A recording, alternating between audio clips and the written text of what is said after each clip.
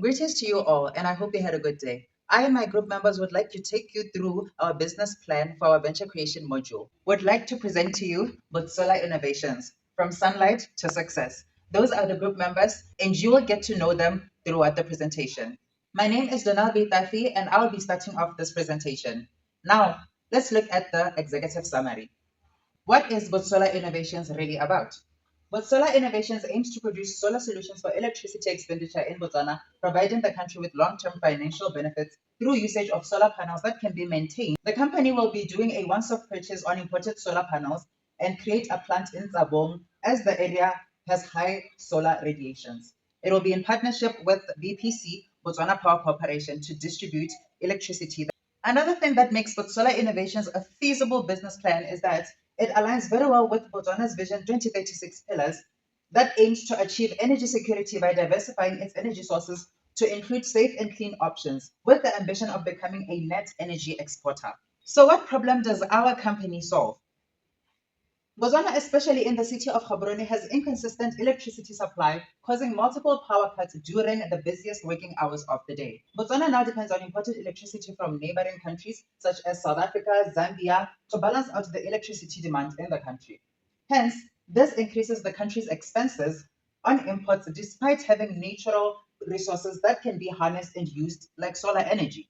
Now, to solve these issues, due to Botswana's trusted and annual abundant sunlight, the company uses solar panels to generate that sunlight into electricity, offering clean, reliable, and environmentally healthy generated solar energy. Good day, my name is Ashley Musara and I'll be taking you through Botswana Innovations, vision, mission, values, our business model, and last but not least, our industry and market analysis. Let's start with the why. Why does Botswana Innovations exist? So our main vision is to make solar-powered energy accessible to every corner of Botswana. Our mission is to provide affordable solar solutions for Botswana's electricity expenditure that will provide long-term financial benefits for the country.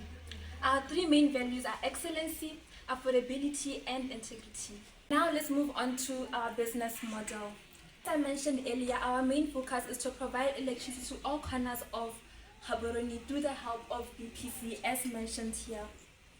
Our business makes money by charging affordable prices to consumers, meaning that it uses solar power energy and it is not expensive to generate electricity, thus making profit. Now let's analyze our market. Since our company exists in the solar energy market, we have a few competitors, namely Solar One and New Era Green Energy. To some extent, we'll also have competition with Moropule Power Station, as it also generates electricity. Now let's look at our market trends. We have rising demand for off-grid energy due to load shedding. We have growing environmental awareness among youth and SMEs. And lastly, aiming for provision of solar home systems in the future and in rural areas. Now let's look at our challenges. First off, we have high initial setup costs for customers. We have lack of awareness about solar maintenance, but Solar Innovations lies in its potential of being successful as it aligns with Botswana's commitment to Vision 2036 and the UN Sustainable Development Goals, since renewable energy is a key growth sector. But Solar Innovations is well positioned to capture this momentum and lead the clean energy revolution. Now let's look at our service plan. I am back again, and I am going to be telling you about the services that our company will be doing. So, in simple, we'll be importing the solar panels, creating a plant, connecting it to the national grid, and generating electricity and supplying it. Now, let's dive deeper and look at the factors that will make this possible. We're going to be requiring land, and that our land will be in Tsabong because the area has access to abundant sunlight. We'll be requiring labor. We're going to be hiring technicians, engineers, admin staff, and trained youth. We also require capital, the startup funding, loans covering imported solar panels, inverters, batteries, tools, and vehicles and offices. We also have entrepreneurship, where we'll be having founders managing and coordinating the business, driving innovation and partnerships with BPC. And for all this, we're going to need a total cost of 97,460,000. Now, how are we going to market our business plan? What is our marketing plan? Botswana Innovations will be using a blended marketing approach, which is combining digital marketing, influencer collaborations, and community-based promotions.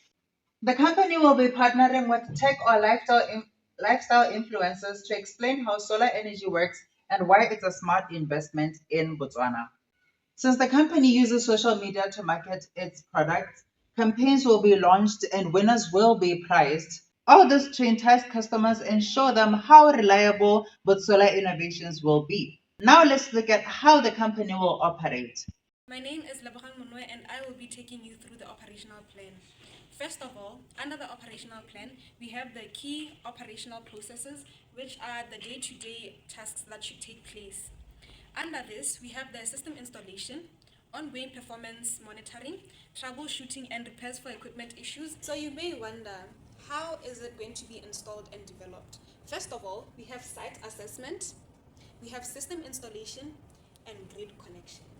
To maximize solar panel use, they should be aligned with the sun's path, which is intense between 9 a.m. and 5 p.m. Therefore, operating hours will mainly be during these hours, which are 9 a.m. and 5 p.m. I have now come to the end of the operational plan. I will hand over to Atan Mfila, who will take you through the assessment risk. Good day. My name is Atambi Longfila, and I'll be sharing with you the risks of our business. We are using the SWOT analysis. Here we have the strengths and weaknesses in relation to management function of the business, and also the opportunities and threats in relation to the PESTEL framework. Our strengths. We have set out clear long-term goals for the growth of our business. We want to create partnership networks and having a reliable supplier for our solar panels. We have an effective leadership structure. We have preventative maintenance plan. So our weaknesses, there can be delays in project executions. We can also have poor allocation of resources and roles. We can have low staff number and lack of training. Moving on to our opportunities, we used the PESTEL framework. So our opportunities. So there's growing demand for energy due to low energy costs. There's increasing public awareness on renewable energy. Botswana has abundant sunshine for high solar potential. There are emerging regulations which support renewable energy sources. Moving on to our threats. The shift in the government policy on energy renewable resources can affect our business. High capital costs, both operational and maintenance, can also affect our business. Public awareness gaps, as most people are not familiar with the operation of making energy from renewable sources. Also, there is complex licensing procedures for our business. Here we have our top event, which is weather variability, our hazard, which is safe and effective electricity generation at solar innovation. That can we safely and effectively generate electricity? Firstly, we have our preventative barrier, which is having weather forecasting tools to be prepared, which prevents our threat, which is unfavorable climatic conditions. Secondly, we have our preventative barrier, which is having digital monitoring systems in place, which prevents the threat of poor monitoring systems. And lastly, we have our escalation factor barrier, which is training staff on regular compliance, which prevents the threat of poor oversight on regulatory compliance. Moving on the right side of our voter, we have the consequences. Our first consequence is lower revenue from electricity sales due to poor sunlight. And our recovery barrier is installing battery storage systems to store excess energy. Our second consequence is that our batteries may degrade faster if faults are not detected early in our solar panels. Our recovery barrier is conducting a regular maintenance and cleaning of the solar panels. Lastly, we have our escalation factor, which is reputation damage that can be made by non-compliance with energy authority standards. Our recovery barrier is assigning a compliance officer and making a crisis response strategy addressing public concerns. That is all we have for our risk assessment. Now let's look at the engine that drives our company. Good day, my name is Lindani and I'll be introducing to you the engine of our company, our executive leadership. This group brings a powerful mix of experience, innovation and strategic sharpness. At the top, we have our CEO, our Chief Executive Officer, Mr. Fortune Turai Isaac. With 45 years of life experience, he provides his steady, visionary leadership essential for navigating a dynamic market. He has strong decision-making skills. He has an MBA in business. He has proven leadership management and strong strategic thinking. Supporting him is a dedicated C-suite. Our Chief Financial Officer, Mrs. Atang Mfila, ensures our financial health and strategic investment crucial for managing our significant capital and operating costs. Under her, we have a controller, we have accounting manager, we have a financial analyst, we have a financial planner and analysis manager, we have a treasurer and a tax manager. She is a certified public accountant, an MBA in accounting and finance, proven financial management. Next, we have our Chief Operating Officer, Mr. Tata Reid, who translates our strategy into day-to-day excellence, overseeing everything from project management to business analysis, which is critical for maintaining the efficiency outlined in our income statement. Under him, we have Operations Manager, Department Heads, Project Managers, and Business Analysts. Our COO has an MBA in Business Operations, has proven excellence in operations management, and has a strong analytical and problem-solving skills. Thirdly, our Chief Marketing Officer, Mr. Donald Daffy, is key to driving our revenue growth. He will build our brand and capture market share in a space with growing public demand. Under him, we have marketing managers, brand managers, digital marketing specialists, content creators, market research analysts. Our CMO has an MBA in marketing, proven experience in marketing leadership, and strong understanding of digital marketing and analytics. And finally, our Chief Technology Officer, Ms. Ashley Musara, leads our technical innovation, ensuring our systems are cutting edge, secure, and reliable. Under her, we have IT managers, software developers, data scientists, cybersecurity specialists, and technical architects. Our CTO has a degree in CS and electrical engineering, proven experience in technology leadership, and strong understanding of emerging technologies. That will be all from me. I'll now hand over my colleague to take you through our financials. My name is Tata Maverick Reid, and I'll be taking you through the cash budget. In our cash budget, we begin with a strong opening cash balance of 70 million.